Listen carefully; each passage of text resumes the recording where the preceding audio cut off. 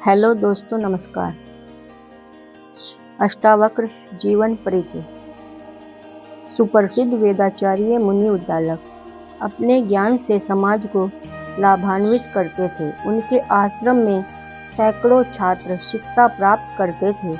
मुनि उद्दालक प्रत्येक शिष्य को अपनी संतान की भांति स्नेह करते थे। गुरु रूप में उनका समर्पण अद्वितीय था। वेदों की ऋचाएं उन्हें कंठस्थ थी। अपने ज्ञान को वे शिष्यों में निष्कर्मणता से वितरित करते थे। अनेक शिष्य विभिन्न राज्यों में उनकी शिक्षा का सफल प्रचार प्रसार करके जीवन यापन कर रहे थे। दूर दूर तक मुनि उद्दालक की ख्याति थी। सभी शिष्य उन्हें समान रूप से प्रिय थे, परंतु कहोड़ की बात ही अलग थी। कहोड़ जैसा शिष्य उन्हें आज तक न मिला था। अपने 10 वर्ष के छात्र जीवन में कहोड़ ने सिद्ध कर दिया था कि वैसा शिष्य दुर्लभ था। उसकी जीवनचर्या इतनी सरल थी कि स्वयं मुनिवर चकित रह जाते। विद्यार्थी के 5 लक्षणों से युक्त कहोड़ ने कभी ऐसा अवसर न आने दिया था कि गुरु को शिष्य से किसी प्रकार की शिकायत हुई हो। और वेदों के प्रति उच्च कोटि की उत्कंठा तो सोने पर सुहागा जैसी थी। वेदों के प्रत्येक शब्द और उनके अर्थ को कहोड़ ऐसे कंठस्थ करते थे कि मुनिवर भी चकित रह जाते। अब कहोड़ की शिक्षा पूर्ण हो गई थी। उन्होंने सभी वेदों, शास्त्रों और उपनिषदों को सांगोपांग अध्ययन पूरा कर लिया था और आश्रम से उनकी विदाई का दिन समीप आ रहा था। कहोड़ को जहां अपनी शिक्षा पूरी हो जाने की प्रसन्नता थी, वहीं आश्रम में अपने सहपाठियों से वियोग की पीड़ा हो रही थी। आश्रम एक परिवार की भांति होता था, जहां परस्पर स्नेह के बंधन में बंध जाना स्वाभाविक ही था। इधर मुनि उद्दालक भी जीवन में पहली बार कुछ विचलित से हो रहे थे। अनेक शिष्य उनके जीवन में आए और गए थे, परंतु कहोड़ के जाने की बात कभी हृदय को सालती थी। वैसा शिष्य कोई और न मिलेगा, इसकी निकट भविष्य में संभावना नहीं थी। ऐसा आज्ञाकारी, ज्ञान पिपासु, कर्मठ और चरित्रवान शिष्य दुर्लभ था। 2 दिन बाद ही कहोड़ को आश्रम से चले जाना था और मुनिवर अभी से विषाद से घिर गए थे। स्वामी, गुरु पत्नी ने मुनिवर के गंभीर मुख को देखकर पूछा, आज प्रातः काल से ही आप कुछ विचलित नजर आ रहे हैं। सुशीले, कैसे विचित्र बात है कि मैं सत्य को जानकर भी स्वीकार नहीं कर सकता। अपने ही नियम को किसी भी प्रकार से अस्वीकार करने की न जाने क्यों इच्छा हो रही है। मुनिवर ने गंभीरता से कहा, ऐसा क्या हो गया स्वामी? कहोड़ की शिक्षा पूर्ण हो गई है। वह 2 दिन बाद आश्रम छोड़कर चला जाएगा। आश्रम जीवन में हमारे लिए यह सामान्य घटना है। प्रतिवर्ष कुछ शिष्य शिक्षा पूर्ण करके आश्रम छोड़कर जाते ही हैं। कभी भी ऐसा विषाद नहीं हुआ जैसा कहोड़ को लेकर हुआ है। जाने क्यों ऐसा लग रहा है जैसे हृदय में से कहीं कुछ रिक्त होता जा रहा है। स्वामी, आश्चर्य है कि आप जैसे परम ज्ञानी को भी मोह हो रहा है। गुरु शिष्य का संबंध स्नेहपूर्ण होता ही है, परंतु शिष्य विशेष से ऐसा स्नेह, ऐसा कहोड़ में क्या है? सुशीले, मेरा जीवन शिष्यों के बीच ही व्यतीत हुआ है और एक से बढ़कर एक योग्य शिष्य मुझे मिला है, परंतु कहोड़ जैसी मुमुक्षुता और समर्पण मैंने किसी में नहीं देखा। कहोड़ जैसा शिष्य दुर्लभ है। यह मेरी तपस्या का फल है जो उसके जैसा शिष्य मुझे मिला। स्वामी, निसंदेह कहोड़ एक सच्चा शिष्य है। उसमें वे सभी विशेषताएं हैं जो एक सच्चे शिष्य में होती है। मैं भी उसके व्यवहार और आचरण से प्रसन्न रहती हूँ। आश्रम में उनकी उपस्थिति एक प्रकार की जीवंतता का अनुभव कराती है। सबके प्रति उसकी सदस्यता सराहनीय है। उसे शिष्य रूप में पाकर आपका गौरवान्वित होना स्वाभाविक ही है, परंतु नियमानुसार तो आपको चलना ही होगा। यह तो हमारे विचलन का कारण है। हम जानते हैं कि शिक्षा पूर्ण होने पर शिक्षार्थी आश्रम छोड़कर जीवन के पथ पर बढ़ जाता है, किसी उद्योग के माध्यम से जीविकोपार्जन करता है। यह जीवन की सामान्य प्रक्रिया है और आश्रम पद्धति का सहज स्वीकार्य नियम है। फिर भी मन में कोई आवेग सा उठता है कि कहोड़ न जाए तो कितना अच्छा हो। यह मैं नहीं कर सकता सुशीले।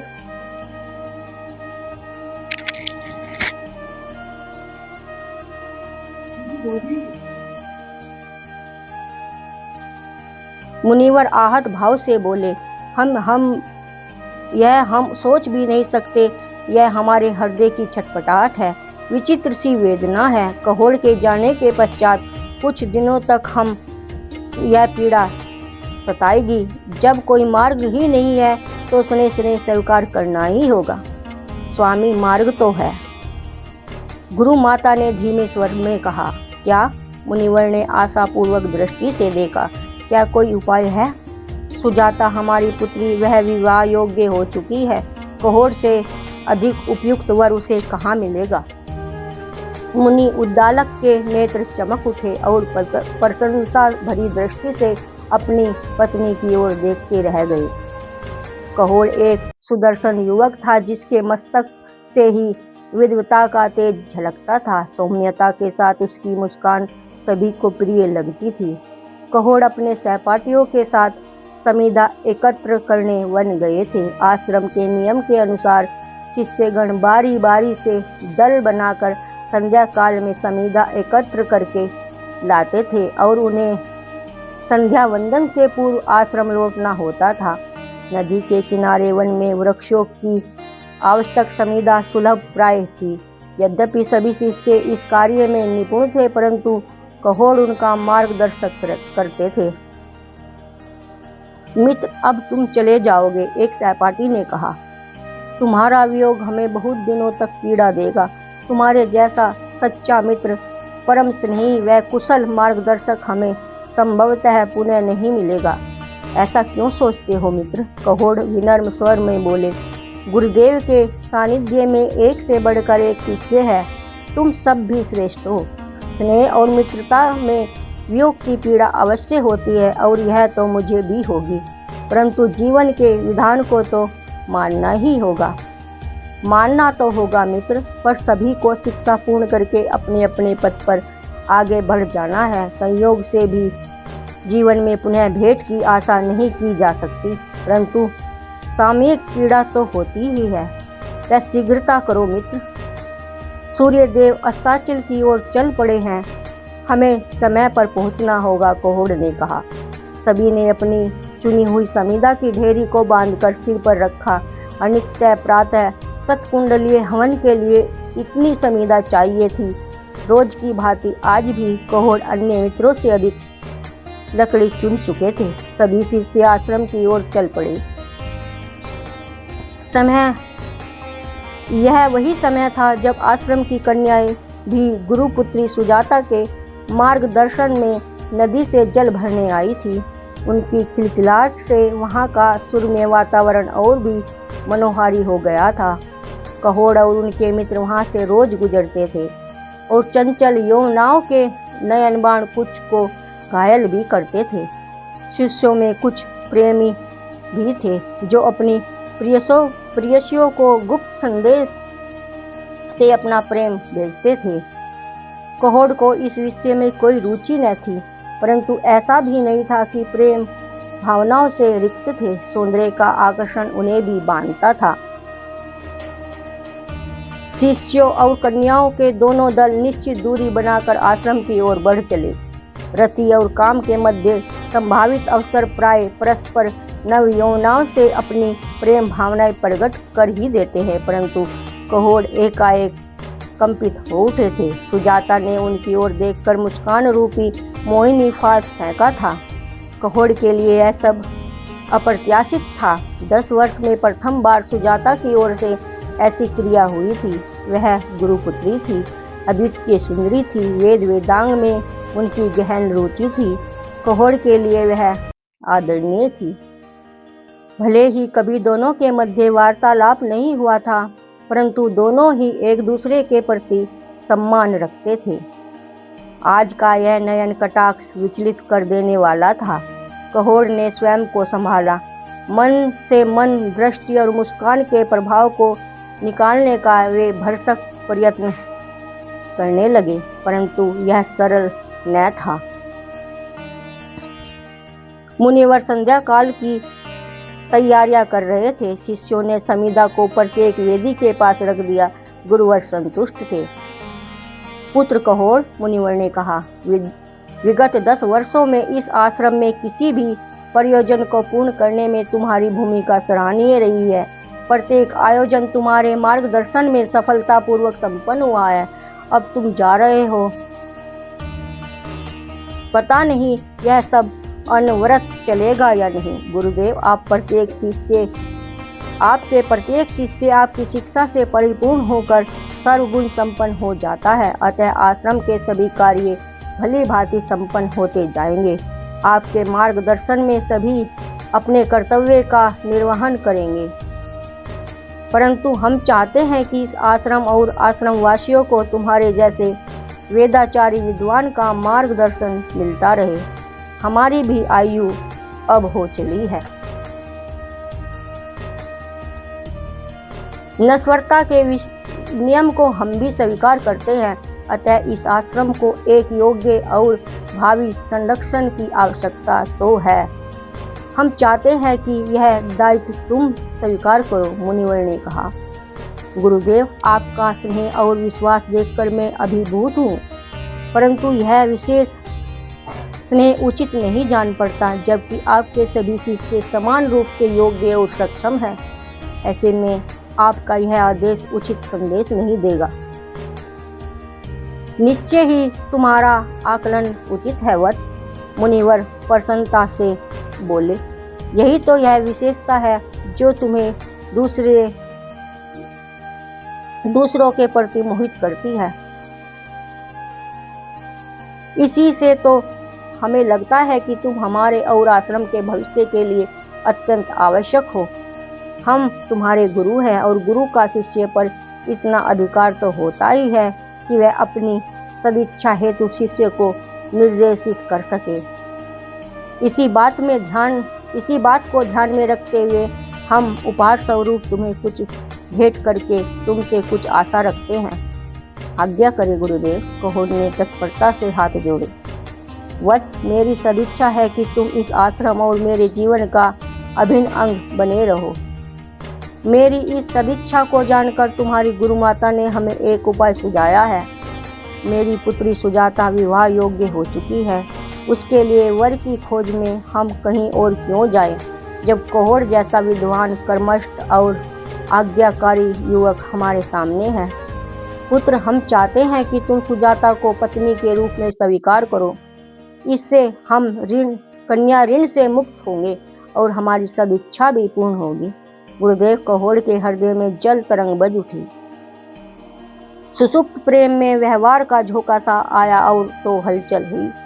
क्या तुम्हें अपने गुरु की सदिच्छा पूर्ण करना स्वीकार है पुत्र? आपके आदेश के समक्ष मैं नत हूँ गुरुदेव। आश्रम भर में यह समाचार फैल गया तो चहुं ओर प्रशंसा की ओर लहर दौड़ पड़ी। कहोड़ और सुजाता का दाम्पत्य जीवन बड़ा सुखमय था। इस विवाह से कुछ लोगों की इच्छाएं पूर्ण हुई थी। मुनि उद्दालक और उनकी धर्मपत्नी जहां कन्या दान से उऋण हुए, वहीं कहोड़ के वियोग की संभावित पीड़ा का भी निराकरण हो गया। सुजाता को सुयोग्य व इच्छित जीवन साथी मिल गया था, क्योंकि वह कहोड़ को बहुत पहले से मन ही मन प्रेम करती थी, परंतु कुछ वर्जनाओं के कारण उसका प्रेम मुखर नहीं हो सका था। कहोड़ के लिए भी यह एक आकस्मिक परंतु आह्लादित कर देने वाला संबंध था। सुजाता जैसी सुशील, संस्कारी, गुणी जीवन साथी मिलना सौभाग्य की बात थी। इसके साथ ही आश्रम के गुप्त प्रेमिका भी साहस कर पाए और कई जोड़े विवाह बंधन में बंध गए। सर्वत्र सुख और शांति थी। समय अपनी गति से बढ़ता गया और कहोड़ व सुजाता के प्रेम ने सुजाता के गर्भ में आकार लेना शुरू कर दिया। कहोड़ को भी पिता बनने की अनुभूति रोमांचित कर रही थी। अब उनके दायित्व भी बढ़ गए थे। वे विद्यार्थी नहीं थे अपितु शिक्षक थे। मुनि उद्दालक के विशेष सहायक आचार्य थे। आश्रम के अतिरिक्त जिम्मेदारी भी उन्हें ही सौंपी गई थी। अत्यंत व्यवस्था होते हुए भी कहोड़ के मुख पर कभी थकान के चिन्ह होते थे। रात्रि के समय में सुजाता को वेदों की ऋचाई सुनाते थे और सुनते सुनते ही सुजाता को गहरी नींद आ जाती थी। कहोड़ अपनी सोती हुई सुकोमल पत्नी को प्राय सप्रेम निहारते थे। एक रात्रि गर्भवती सुजाता लेटी हुई विश्राम कर रही थी और कहोड़ समीप बैठे वेद वाचन कर रहे थे। यह नियमित क्रिया थी। कहोड़ ने एक श्लोक का पाठ किया। वेद मिथ्या है, आत्मज्ञान से परे कुछ भी नहीं, ग्रंथ मात्र शब्दों और निरर्थक अर्थों का संग्रह है। वास्तविक ज्ञान आत्मा को जानने में है। यह शब्द सुजाता के मुख से निकले थे, परंतु वाणी में जो ओज और दृढ़ता थी वह सुजाता के मुखमंडल से भिन्न थी। कहोड़ आश्चर्यचकित थे और सुजाता स्तंभित। शब्द उसने भी सुने थे, परंतु वह स्वयं तो कुछ भी नहीं बोली थी और वेद विरोधी तुम उस जैसी विदुषी के मुख से सुन पाना भी कल्पना से परे था। जिसका जीवन ही वेदवाणी सुनते सुनते गुजरा हो, वह कैसे ऐसे अकल्पनीय शब्द कह सकती थी। स्वामी स्वामी मैं ठहरो सुजाते, कहोड़ गंभीरता से बोले। तुम्हें क्षमा याचना की आवश्यकता नहीं। अभी मुझे समझने दो कि यह अकल्पनीय शब्द कहाँ से प्रस्फुटित हुए। देव, कहीं किसी अज्ञात व्यक्ति ने तो मुझसे यह अपराध नहीं कराया। कहोड़ की दृष्टि सुजाता के पेट पर गई। 8 माह का गर्भ था। उन्हें पेट की सतह पर विचित्र से परिवर्तन दिखाई दिए, जैसे गर्भस्थ शिशु इधर से उधर घूम रहा हो। वे समझ गए कि सुजाता के गर्भ में साधारण शिशु नहीं है। साधारण गर्भस्थ शिशु इतनी तीव्र प्रतिक्रिया नहीं कर सकता। ऐसा लग रहा था जैसे गर्भस्थ पिंड तेजी से इधर उधर तैर रहा था। आश्चर्य है यह सुजाता को किसी प्रकार की पीड़ा नहीं हो रही थी। सुजाते, यह जो मैंने सुना, जो कि तुमने नहीं बोला और मैंने भी नहीं बोला, वह वेद विरोधी वाणी तुम्हारे गर्भस्थ शिशु की थी। देव, यह क्या कह रहे हैं? यह कैसे हो सकता है? सत्य यही है, परंतु मुझे इस बात का आश्चर्य है कि जिस वातावरण के कण कण में वेदवाणी व्याप्त है, वहाँ किसी वेद विरोधी का जन्म कैसे? देव, ऐसा भी हो सकता है कि किसी अन्य अनजान आसुरी शक्ति ने क्षण भर के लिए मेरी वाणी अपने वश में करके ऐसे दुर्वचन मेरे मुख से उच्चार दिए हों। नहीं सुजाते, इसमें कोई संदेह नहीं कि वह तुम्हारे गर्भस्थ शिशु के विचार थे, जो उसने तुम्हारे माध्यम से व्यक्त किए हैं। इस पवित्र आश्रम में किसी अन्य तामसिक शक्ति का प्रवेश नहीं हो सकता। देव, संभवतः आप सत्य कह रहे हैं, सुजाता आशंकित स्वर में बोली। आप क्रुद्ध मत होइए। गर्भस्थ शिशु अभी अबोध पिंड ही तो है। उसे वेदों के विषय में क्या ज्ञान होगा? जन्म के पश्चात वह आपका शिष्य होगा तो वेदों की महानता स्वीकार करेगा। उसे क्षमा करे स्वामी। तुम सो जाओ सुजाते, प्रभु सब भला करेंगे। उस रात्रि दोनों पति पत्नी सो नहीं पाए। फिर दिन भर की व्यवस्था में सब विस्मृत हो गया। रात्रि हुई और नियमित वेद पाठन आरंभ हुआ।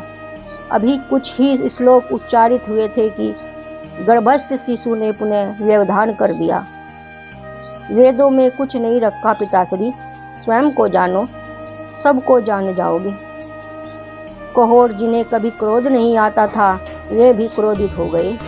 अरे मूर्ख पिंड, तू अभी ठीक से अपना अर्थ नहीं जानता और वेदों की आलोचना कर रहा है। जाने हमारे किस जन्म के किस अपराध के फल के रूप में तू हमारी संतान के रूप में पल रहा है।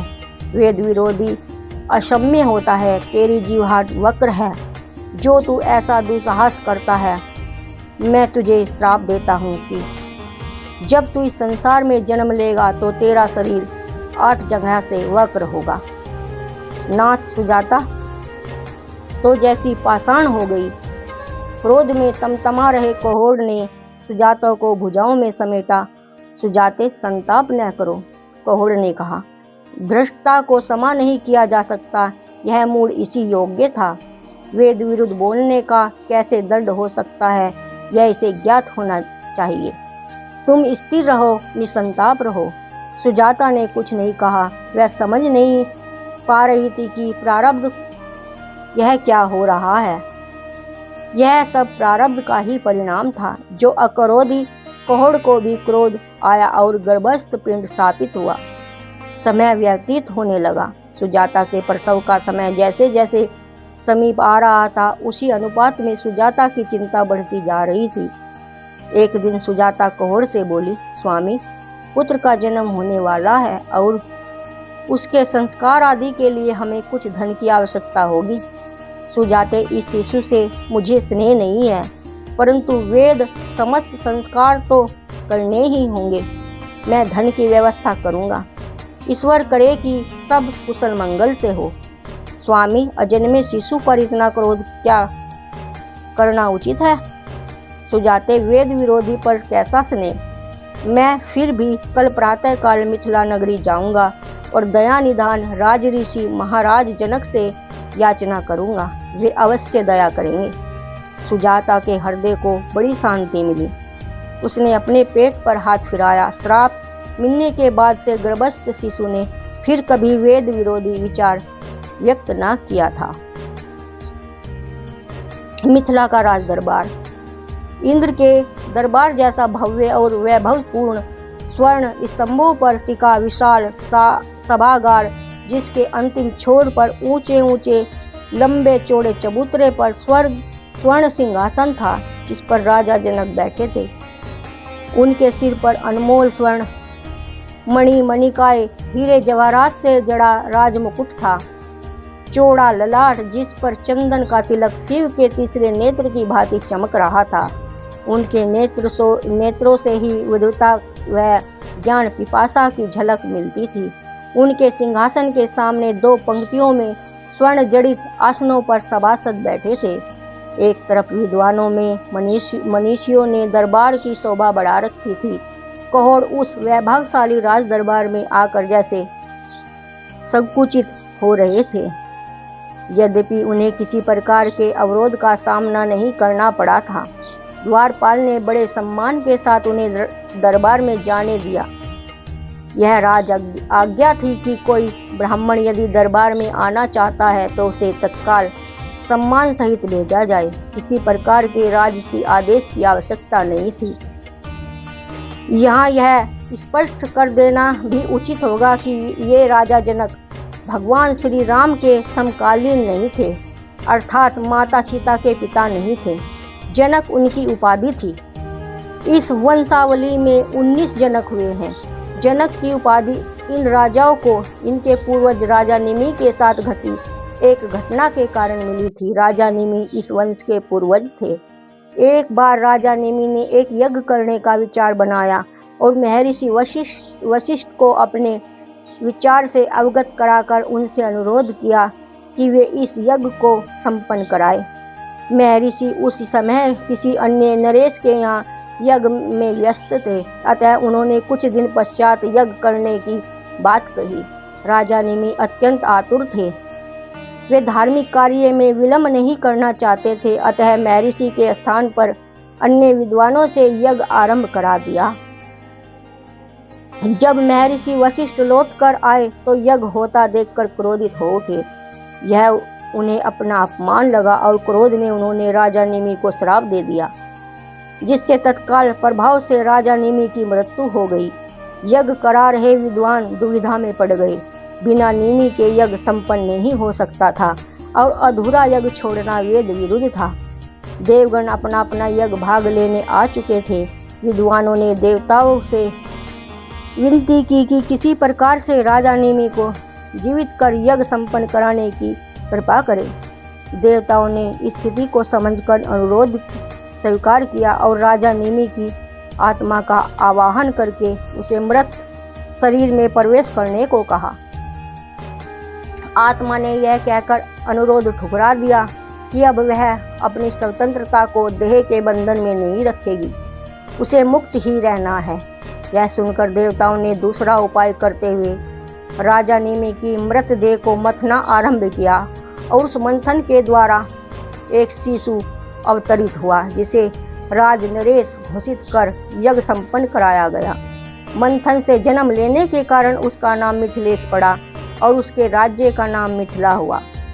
राजा मिथिलेश योनिज नहीं थे, अतः उन्हें जनक की उपाधि दी गई, जो कालांतर में इस वंश के सभी राजाओं की उपाधि बन गई।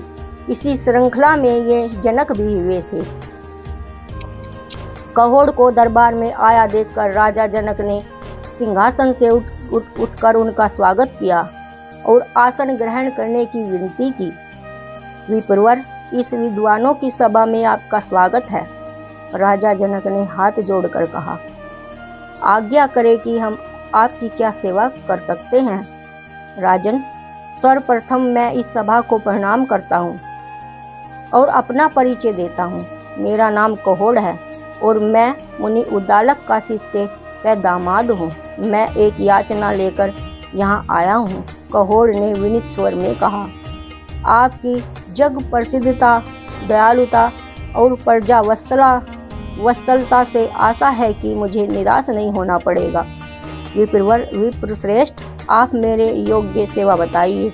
राजा ने कहा, राजन, मेरी पत्नी को प्रसव वेदना हो रही है और वह संतान को जन्म देने वाली है। पुत्र का जन्म होने पर विधिवत संस्कार वेद सम्मत हैं, परंतु मैं दरिद्र ब्राह्मण हूँ, अतः महाराज से आवश्यक द्रव्य की सहायता का याचक हूँ। राजा जनक ने सहमति में सिर हिलाया और कोई आदेश देने को ही थे कि विद्वत परिषद में से परम विद्वान बंदी का स्वर उभरा, क्षमा करें महाराज, याचक ब्राह्मण को यह कैसे ज्ञात कि गर्भस्थ शिशु पुत्री ही है? यह पुत्री भी तो हो सकती है। हम वह विधि जानने की इच्छा रखते हैं जिससे इन्होंने जन्म से पूर्ण लिंग का निर्धारण कर लिया। हे श्रेष्ठ ज्ञानी, कहोड़ ने कहा, यह कोई विधि नहीं है, अपितु मैंने गर्भस्थ शिशु की वाणी सुनकर जाना है कि वह पुत्र है। आश्चर्य, अविश्वसनीय, गर्भस्थ शिशु की वाणी? विप्रवर, यह कैसे संभव है? विप्रवर, यह कैसे संभव है? हमें भी आश्चर्य हो रहा है। विप्रवर, राजा जनक भी उत्सुकता से बोले। कहोड़ ने अपने साथ घटित घटना का वर्णन किया तो किसी को इस पर विश्वास न हुआ और कहोड़ को उपहास का पात्र बनना पड़ा। विप्रदेव, यह अलौकिक घटना है, बंदी ने व्यंग से कहा, और ऐसी घटनाएं विद्वानों के साथ घटती है। आप सुप्रसिद्ध वेदाचार्य मुनि उद्दालक के शिष्य हैं तो निश्चय ही वेद पारंगत होंगे। इस सभा में विद्वानों का बड़ा सम्मान है। हमारे महाराज सदैव विद्वानों के ज्ञान से लाभान्वित होने को ललायित रहते हैं। प्राय यहाँ शास्त्रार्थ होता रहता है और विजयी विद्वान को बहुमूल्य उपहार दिए जाते हैं। आप भी अपने ज्ञान से हम सबकी ज्ञान वृद्धि करें। परम विद्वान बंदी सत्य कह रहे हैं विप्रवर। राजा ने भी कौतूहलता से कहा, हम सभी की ऐसी इच्छा है। मैं प्रस्तुत हूँ राजन। विद्वान को शास्त्रार्थ ठीक उसी प्रकार करते रहना चाहिए जिस प्रकार रणभूमि में अवसर पाते ही योद्धा अपना पराक्रम दिखाता है। तत्काल शास्त्रार्थ की तैयारी हो गई। बंदी और कहोड़ आमने सामने बैठ गए। दोनों के ही ललाट पर विद्वता के चिन्ह थे, परंतु बंदी केवल वेदाचारी ही नहीं था, वह शास्त्रार्थ में विजय हेतु तर्क वितर्क से आगे कुतर्क का भी आश्रय लेता था। इसी कारण आज तक अविजित भी था। शास्त्रार्थ प्रारंभ होने से पूर्व आपको एक शर्त जान लेनी आवश्यक है। विप्रदेव, यदि आप विजयी हुए तो पुरस्कार में आपको इतना धन द्रव्य मिलेगा कि आपके आगामी 7 वंशज भी दरिद्र नहीं रहेंगे। बंदी ने कहा, अपितु यदि आप हार गए तो यहाँ के नियम के अनुसार आपको जल समाधि लेनी होगी। कहोड़ ने चकित होकर महाराज की ओर देखा, जिनके नेत्रों में सहमति के भाव थे। अतः निश्चय ही यह नियम राजाज्ञा था। मुझे स्वीकार है श्रीमान, कहोड़ ने दृढ़ता से कहा। उन्हें अपने गुरु के दिए वेद ज्ञान और अपने मस्तिष्क पर पूर्ण विश्वास था। शास्त्रार्थ प्रारंभ हुआ तो पहले ही चरण में कहोड़ अपने प्रतिद्वंदी पर भारी पड़ते प्रतीत हुए। बंदी के पास कुतर्क के प्रश्नों का अतिरिक्त भंडार था और उसने उनका प्रयोग शुरू कर दिया। कहोड़ समझ नहीं पा रहे थे कि वे प्रश्न किस वेद की किस ऋचा से संबंधित हैं। वे निरुत्तर होते गए और बंदी की प्रतिष्ठा निरंतर बढ़ती गई। अतः कहोड़ को पराजय के रूप में जल समाधि लेनी पड़ी। धन्यवाद। शेष आगे।